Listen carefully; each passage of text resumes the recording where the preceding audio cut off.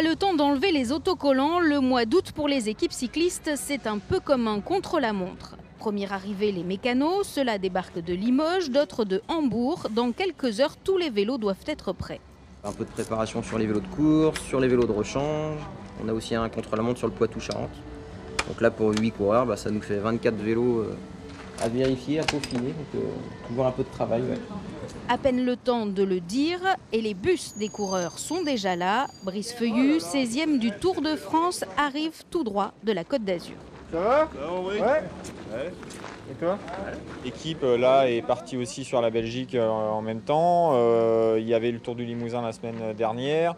Il y a 2 semaines le Tour de l'Ain. Donc oui, c'est vrai qu'il y a de quoi faire et on ne s'ennuie pas finalement après le Tour de France. Même ambiance près de Niort pour la Cofidis et son leader, le sprinter Nasser Bouhanni. Cette année, la concurrence s'annonce moins rude, à moins que. S'il y a peu de sprinters, ça veut dire que les autres équipes n'auront pas forcément envie que ça arrive au sprint. Et donc plutôt l'envie que ça arrive échappé, quoi. Donc à nous d'être bons et puis c'est sûr que la course, il va falloir qu'on la prenne à notre compte.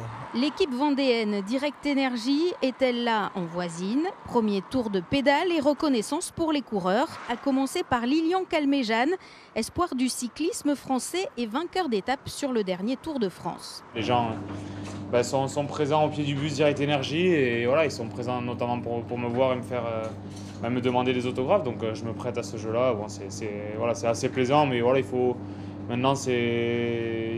retrouver aussi le sérieux et l'application parce que c'est de la compétition. Calmejane, coéquipier modèle sur ce Tour du Poitou-Charentes pour un certain Sylvain Chavanel, l'enfant du pays qui brigue une 5e victoire sur l'épreuve.